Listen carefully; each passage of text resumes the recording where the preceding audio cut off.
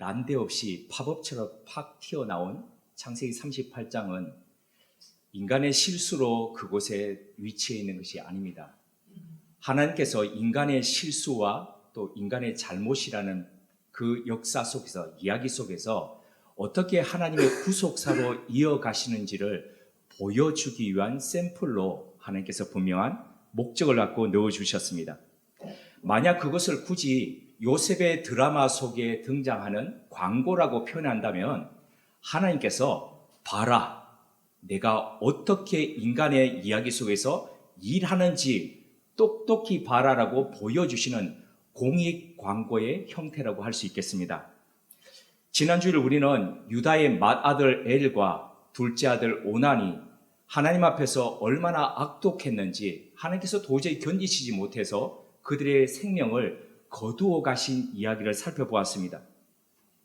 사람이 살아가면서 가장 충격을 받는 게 어떤 일 앞에서 충격을 받겠습니까? 여러 가지 일들이 사람들 살아가면서 많이 일어나지 않습니까? 가장 충격받는 거예요. 그건 아마 사랑하는 사람들의 죽음이 아닐까 생각해 봅니다. 유다는 하나도 아니고 두 아들을 연이어서 상실했습니다. 그리고 자신의 아내마저도 잃었습니다. 생이 이렇게 망가져 갈 때에, 이런 아픔이 계속 연이어서 일어날 때에 대부분의 사람들은 내 삶이 제대로 된 삶인가, 내가 제대로 걷고 있는지를 살펴봅니다.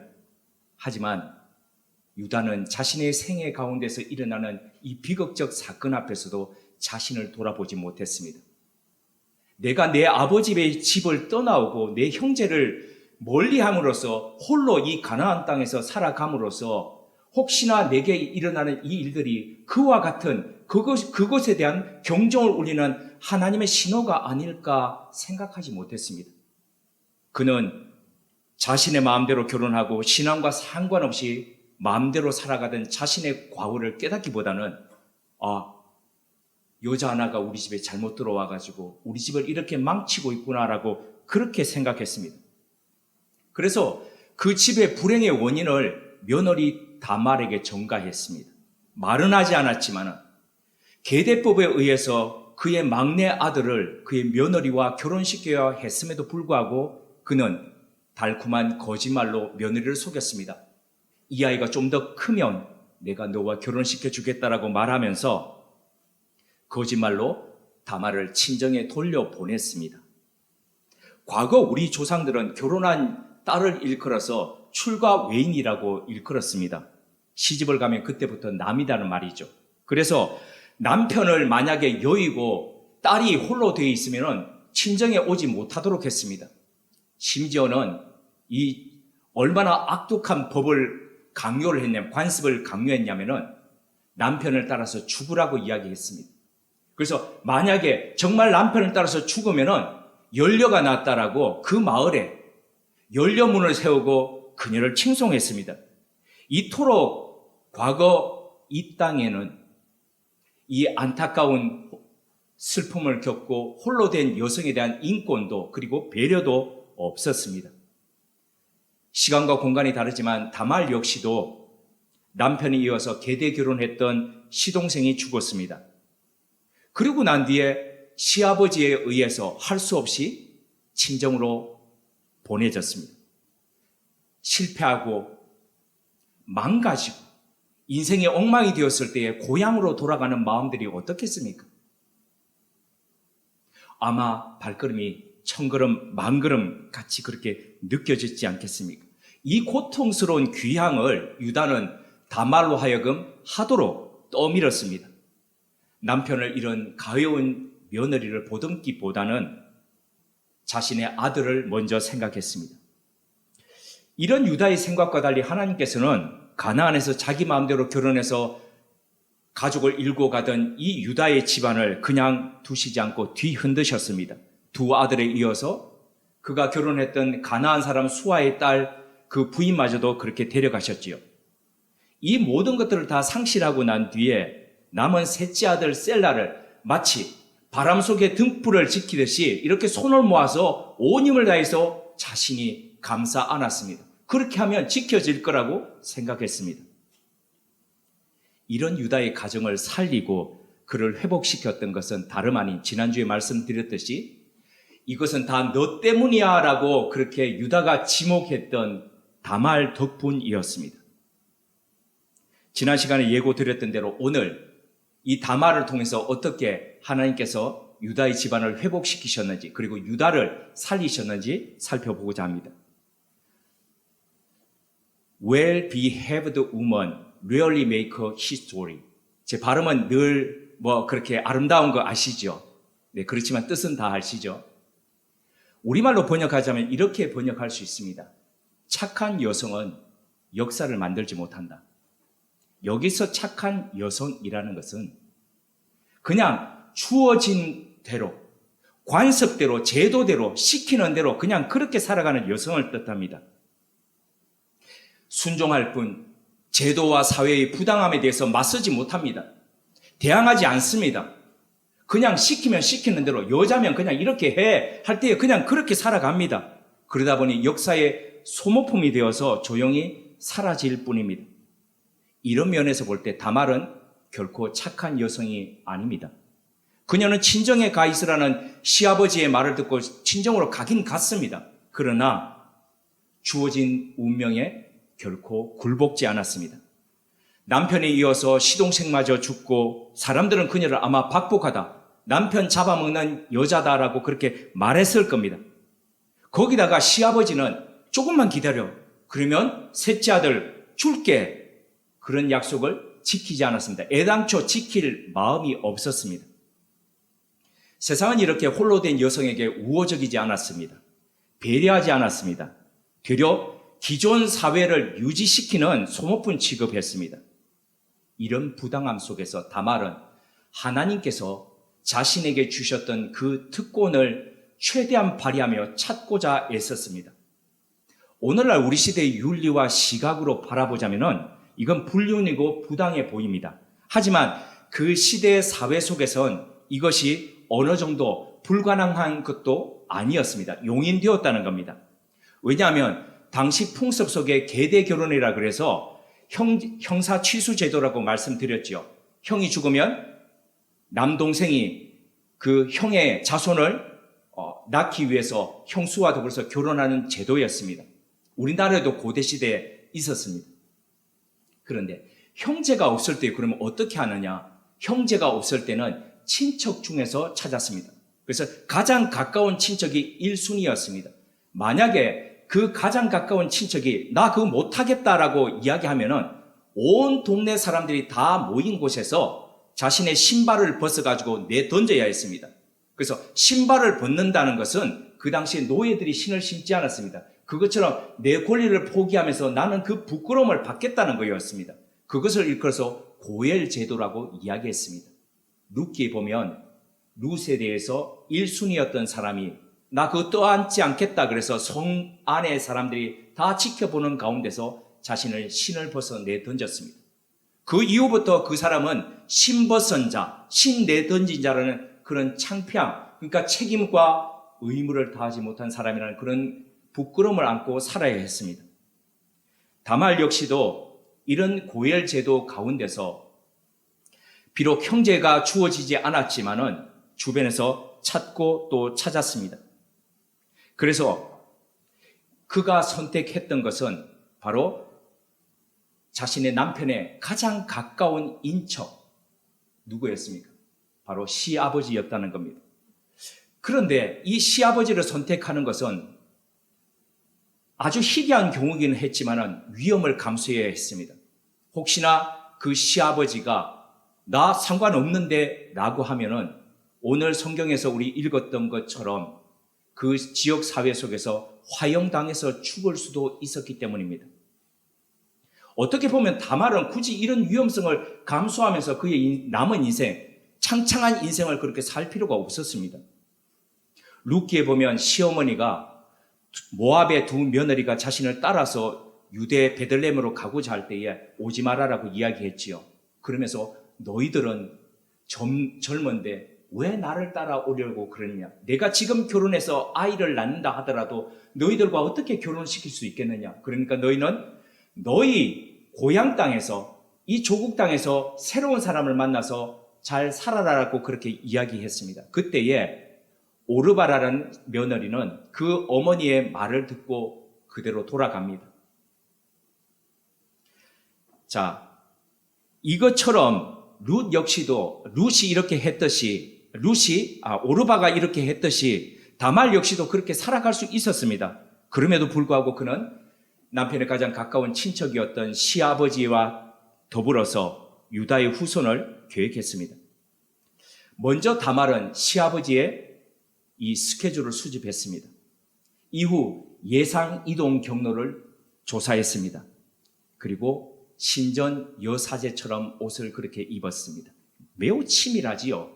네, 보면 매우 계획적입니다. 계획적인데 그 당시에 신전 여사제들은 다 그 이방 종교들 속에서 제례 의식을 하고 난 뒤에 그리고 행음하는 의식들이 다 있었습니다. 풍요를 기원하는 그런 행위들이었죠. 그래서 이 다말은 당시에 여사제들이 입는 그런 옷으로 입고 시아버지가 올 예상 이도 경로 앞에서 기다리고 있었습니다. 당시 다말이 자신이 이렇게 복장을 갖추고 이런 행위를 하는 것이 이후에 어떤 구속사에 영향을 미칠지 인지하고 했는지 인지하지 않았는지 우리는 알 길이 없습니다. 하지만 그녀가 화형을 당할 수도 있는 위험을 감내하고 행했던 바로 이 일로 인해서 끊어질 뻔했던 하나님의 약속이 이어졌다는 사실입니다. 우리는 이러한 이 다말의 모습을 일컬어서 체제에 순응하지 않는 아주 용감한 여성이다. 운명에 순종치 않고 대차게 맞선 여성이다라고 칭찬할 수 있습니다. 하지만 성경은 여기서 더 한 걸음 더 나아가서 그녀의 이러한 모습이 바로 믿음에 기반한 행위라고 진술하고 있습니다. 예수님께서 아브라함과 다윗의 자손으로 오셨다는 것을 설명하기 위해서 마태복음은 예수님의 족보를 가지고 먼저 서술했습니다. 그 족보의 일부인 마태복음 1장 1절에서 6절 가운데 보면 4명의 여성이 등장합니다. 다말, 라합, 룻, 그리고 바세바입니다. 이 여인들이 어떻게 연결되는지 성경이 이렇게 증거합니다. 제가 조금 전에 말씀드렸던 마태복음 1장 1절에서 6절 말씀을 받들어 읽겠습니다. 아브라함과 다윗의 자손 예수 그리스도의 계보라. 아브라함이 이삭을 낳고 이삭은 야곱을 낳고 야곱은 유다와 그의 형제를 낳고 유다는 다말에게서 베레스와 세라를 낳고 베레스는 헤스론을 낳고 헤스론은 람을 낳고 람은 아비나답을 낳고 아비나답은 나손을 낳고 나손은 살몬을 낳고 살몬은 라합에게서 보아스를 낳고 보아스는 룻에게서 오벳을 낳고 오벳은 이새를 낳고 이새는 다윗 왕을 낳으니라. 다윗 왕은 우리아의 아내에게서 솔로몬을 낳고 예수님의 이 족보가 명확하게 들려주는 복음이 있습니다. 분명한 메시지가 있습니다. 그것은 인간은 낳고로 이어지는 인간의 기본적인 생물학적 행위를 하고 있습니다. 하지만 하나님은 그 부분을 연결하면서 하나님의 구속사를 이어오고 있다는 사실입니다. 때로 평범합니다. 인간의 아이를 낳는 것 평범한 일상입니다. 그런데 그 평범하고도 또는 깨어진 인간의 삶을 하나님께서 조각조각 이어가면서 예수님이 이 땅에 오게 하시는 믿음의 연결고리가 되게 하셨다는 사실입니다. 다말이 유다에게서 베레스와 세라를 낳았습니다. 쌍둥이입니다. 앞서 말씀드렸듯이 그것은 자신의 목숨을 걸고 한 행위였습니다. 그렇게 태어난 아들 중에 이 베레스의 후손 중에서 출애굽 한 세대 중에서 마지막에 가나안 땅에 정탐꾼을 보냅니다. 12명의 정탐꾼을 보낼 때 각 지파에서 대표자를 선발합니다. 그리고 그 대표자가 40일 동안 가나안 땅을 돌아다니면서 각각 조사를 해옵니다. 그때에 유다 지파의 대표로 선발된 사람이 바로 베레스의 후손이었던 살몬이었습니다. 그 살몬이 정탐을 하다가 여리고를 정탐했는데, 여리고를 정탐하다가 죄송합니다. 요거 수정합니다. 정탐꾼을 12지파를 보내서 정탐꾼을 했던 것은 그 뒤 일이고, 여리고성을 정탐하던 그 일에 바로 이 살몬을 보냈습니다. 그런데 살몬이 들켰습니다. 그래서 잡혀서 죽을 위기에 처했습니다. 잡혀서 죽을 위기에 처했다는 거죠. 그런데 이때에 자기 목숨을 내걸고 이 살몬을 숨겨줬던 사람이 있습니다. 그가 바로 기생 라합입니다. 기생 라합은 인간적인 그 감정에 의해서, 그냥 극률한 마음에 의해서 숨겨줬던 것이 아닙니다. 그녀가 고백했듯이 광야 가운데서 오면서 이스라엘 백성들 속에서 하나님께서 어떻게 역사하신지 그 소문들을 들었습니다. 그래서 이렇게 고백했습니다. 너희들이 믿는 그 하나님은 상천하지의 하나님이다. 그러니까 하늘과 땅의 하나님이다. 이런 고백을 합니다. 그러니까 믿음의 고백에 의해서 그 살몬을 숨겨줬습니다. 이러한 인연을 계기로 해서 나중에 여리고성이 정복되고 난 뒤에 살몬과 라합이 결혼을 했습니다. 그 결혼을 해서 낳았던 아들이 바로 보아스입니다. 그 보아스가 룻기의 그 가련한 여인과 더불어서 결혼해서 바로 오벳을 낳고, 그 오벳이 이새를 낳고, 그래서 이새를 통해서 다윗 왕이 나게 하는 통로가 되었습니다. 룻기에 보시면은 나오미 집안의 남자들이 다 하나같이 허약합니다. 자고로 한 집안의 가장이란 맨 앞에 큰 파도를 맞서면서 가족들을 보호하는 사람이어야 가장이라고 할 수 있죠. 그래서 어떠한 위험이 오고 어떠한 아픔이 오더라도 다 괜찮아 그러면서 가장 뒤에 다 가리면서 그 어려움들을 뚫고 나오는 게 가장이죠. 그런데 나오미의 남편을 보면은 흉년을 맞아서 약속의 땅을 떠나서 모압 땅으로 도망갑니다. 회피의 기술을 발휘합니다. 도전하고 응전하지 않고 그냥 도망갑니다. 그러다가 모압 땅에서 숨을 거둡니다. 두 아들마저도 허약하게 그냥 모압 땅에서 생을 마칩니다. 앞서 유다의 집안이 두 아들들의 악과 악을 도저히 하나님께서 견디고 참을 수 없는 악으로 인해서 두 아들을 다 데려가시고 부인마저도 데려갈 때에 그 집안을 일으켜 세웠던 것은 바로 다말이라고 말씀드렸습니다. 마찬가지로 나오미 집안의 이 깨진 등불을 다시 살린 것은 모압 출신의 며느리 룻이었습니다. 어머니의 하나님이 내 하나님이 되고 어머니의 백성이 내 백성이 되시리니라는 믿음의 고백을 하면서 어머니를 따라서 갔던 것이죠. 이 룻의 고백에서 보듯이 그녀는 신앙 때문에 희박한 확률을 선택했습니다. 우리는 선택할 때에 좀 더 나은 확률을 보고 선택합니다. 좀 더 나은 가능성을 보고 그것을 택합니다. 그런데 이 여인들은 다말도 그랬고 룻도 그랬고 더 낮은 확률을 선택합니다. 우리는 이것을 일컬어서 믿음이라고 이야기합니다. 예수님의 족보에 등장하는 네 여인들을 보면 다 공통점이 있습니다. 시간 관계로 하나하나를 다 살펴보지는 못합니다.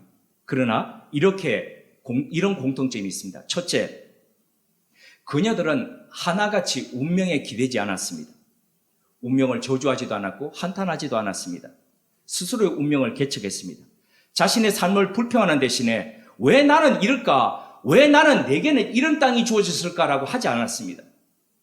그녀들은 마치 이 산지를 내게 주소서라고, 평평한 평야가 아니라 이 산지를 내게 주소서라고 이야기했던 갈렙처럼 적극적으로 하나님의 역사하심을 구했습니다. 그녀들의 이러한 삶은 일하기 싫어하고 도전하기 싫어하고 희생하기 싫어하고 편안한 길만 택하는 오늘날 세대를 향한 경종을 울리고 있습니다. 둘째입니다. 그녀들은 확률에 기대지 않고 믿음에 기대했습니다. 비루한 삶에 내던져졌을 때에 이 여성들은 시대와 사회가 강요하는 학습화된 틀에 순응하지 않았습니다. 그녀들은 세속적이고 보편적인 그 확률을 거부했습니다. 오히려 더 적고 더 희박한 확률을 택했습니다. 앞서 이것을 우리는 믿음이라고 일컫는다고 말씀드렸습니다. 아프고 눈물 나는 인간의 운명을, 그 악보를, 하나님 내 악보가 이래요, 마이너로 가요, 나로서는 어떻게 할 수 없습니다. 하나님께서 지휘하시는 이 오케스트라에 맡깁니다. 그러면서 자신의 그 악보를 하나님 앞에 맡긴 여성들입니다. 믿음의 모험을 떠난 것입니다. 사람이 동물과 가장 구별되는 것 중에 대표적인 것이 자동성의 법칙을 따르지 않는 것이라고 합니다. 자동성의 법칙이라는 것은 그냥 있더라도 학습화되어 가지고 그냥 자동적으로 나타나는 것입니다. 대부분의 새들이 둥지를 만들 때에 기막힌 건축적인 감각을 가지고 있습니다. 야, 어떻게 이렇게 지을까? 언젠가 제가 그 새 이름을 잊어버렸는데 남아공에 선교사로 있는 동기가 가다가 사진을 하나 찍어줬는데 한 나무 위에 마치 등불처럼 얼마나 조롱조롱 수십 개의 이 둥지들이 달려 있는지. 그런데 그 둥지들은 위에서 비를 막기 위해서 동그랗게 되어 있고 밑으로 해서 이렇게 어떻게 들어가는지 그렇게 되어 있습니다. 놀랍습니다. 경이롭지요. 그런데 그들이 짓는 이 형태를 보면 태고적부터 지금까지 변함이 없습니다. 늘 똑같습니다. 자동성의 법칙입니다. 그런데 사람 건축가는 그렇지 않습니다. 똑같은 건물 짓지 않습니다. 지을 때마다 다릅니다. 어떻게 하면 더 편리하게 지을까? 어떻게 하면 좀 더 멋지게 지을까? 고민하면서 그렇게 짓습니다. 그러다 보니 자동성의 법칙에서 탈피할 수 있습니다. 이처럼 사람은 학습화된 전형에서부터 벗어나 모험을 하고 그리고 그 모험을 떠나고 싶은 본능이 있습니다. 이것을 일컬어서 이마고 데이라고 이야기합니다. 하나님의 형상입니다. 이미지 오브 갓이라고 그러죠. 왜 이것이 이미지 오브 갓, 이마고 데이라고 할 수 있습니까? 최초 하나님께서 사람을 만드실 때에 그렇게 만드셨듯이 창조하는 하나님, 아무것도 없는 것 속에서 만드셨던 하나님, 혼돈하고 깊은 흑암 가운데 있을 때에 그곳에 빛을 던지면서 밝게 하시면서 그곳에 질서를 만드셨던 하나님, 그 하나님처럼 아무것도 없는 속에서, 망가진 속에서도, 또 전형화된 그 속에서도 새로운 것을 만들어갈 수 있는 그 능력이 하나님으로부터 주어졌기 때문이라는 겁니다. 하나님으로부터 이런 형상, 이런 능력을 우리들은 받았습니다. 하지만 인간이 타락하고 난 뒤부터 사람에게서는 이런 능력들을 거부하고 이런 능력들과 더불어서 멀리 떠나서 그렇게 살아가려는, 안정적으로 여기가 좋사오니 하면서 그렇게 살아가려는 그런 이 잠재의식이 사람 속에 있습니다. 그렇기에 믿음으로 살기보다는, 그냥 모험을 떠나기보다는 그냥 누리면서 그냥 해피하면서 그렇게 살려고 하는 것이죠. 그렇기에 하나님께서는 그 사람들을 끄집어내서 믿음의 사람이 되기 위해서 첫 번째로 늘 하셨던 말씀은 떠나라였습니다. 그 자리를 떠나라였습니다. 주님께서도 38년 된 병자에게 찾아가셔서 네 자리를 들고 계속 살아라 라고 하지 않으셨습니다. 잘고 떠나라라고 하셨습니다. 떠남은 자동성의 법칙에서 탈피하는 것입니다. 확률보다도 믿음에 기대어서 사는 삶입니다. 다말을 비롯한 이 여성들은 기존의 질서가 권하는 그 전형화된 갇혀진 그 틀, 안전함에서부터 떠나는 것을 주저하지 않았습니다. 비록 남편도 자식도 없이 내던져졌지만 하나님은 믿음으로 하나님만을 바라보면서 떠나는 이 여성들을 하나님께서 지켜보셨습니다. 그리고 책임지셨습니다. 그리고 그녀들을 통로 삼아 이 땅에 예수 그리스도께서 오게 하셨습니다. 하나님을 바라보며 이 땅의 슬픈 운명에 당당히 맞섰던 이 여성들이 있었기에 예수 그리스도께서는 아브라함과 다윗의 자손으로 이 땅에 오실 수 있었습니다. 다말의 이러한 모험, 자신의 생명까지도 내걸면서 하는 이런 행위를 보면서 유다는 충격을 받았습니다.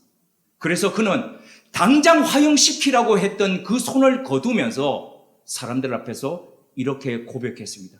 그가 나보다도 더 옳도다. 이 일 후에 유다는 자신의 허물을 가리기 위해서 너와 나는 상관없다 그러지 않았습니다.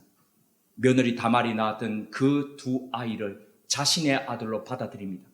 그리고 오랫동안 떠나왔던 아버지의 집으로, 오랫동안 멀리했던 그 형제들에게로 되돌아갑니다. 유다의 귀향, 믿음의 회복이라고 할 수 있습니다. 이 모든 것이 자신이 저질렀던 파괴의 역사 속으로 들어와 믿음으로 그것을 다시 회복시키는, 믿음으로 다시 징검다리를 났던 다말을 겪었던 덕분이었습니다. 이상과 같은 이유로 하나님께서는 요셉의 이야기를 잠시 멈추게 하시고 바로 유다와 다말의 이야기를 공익 광고처럼 내보이셨습니다. 봐라, 틀린 악보라고 생각하고 슬픈 악보라고 생각하는 그 인생의 악보를 들고 있느냐? 내 앞에 내어놓으면 내가 얼마나 아름다운 음악으로, 아름다운 교향곡으로 만들어가는지 보라라고 하시면서 그 샘플곡으로 창세기 38장을 우리 가운데 드러내셨습니다.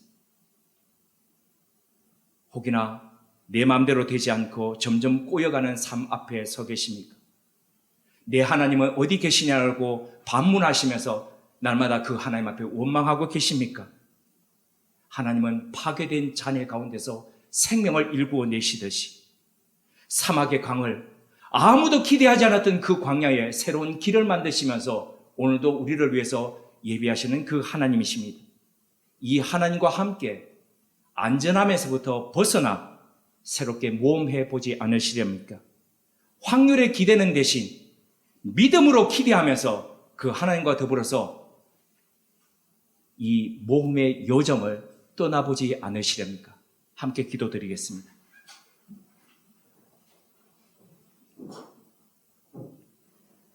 하나님은 아무 소망이 없는 여인들의 하나님이 되셨듯이 오늘 우리의 하나님 되심을 믿습니다.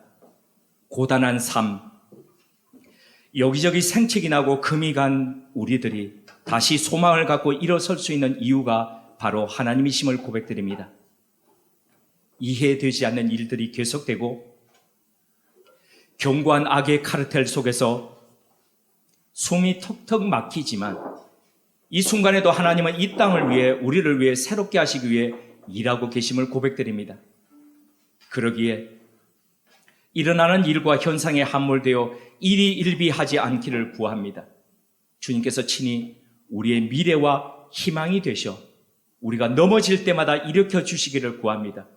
우리는 그런 주님을 직시하기에 대다수의 사람이 선호하는 확률에 기대어 살기보다는 믿음으로 기대하며 믿음으로 징검다리 내어가는 사람들 되게 하옵소서. 깨어지고 부서졌던 여인들이 믿음으로 반응할 때 망가졌던 주변이 회복되고 주님께서 오실 구속의 역사가 이어졌듯이 오늘 우리의 믿음의 여정이 주님 다시 오실 날을 잇는 역사 되게 하옵소서. 이번 한 주도 믿음으로 일어서게 하옵소서. 믿음으로 일으키게 하옵소서. 예수님의 이름으로 기도드립니다. 아멘.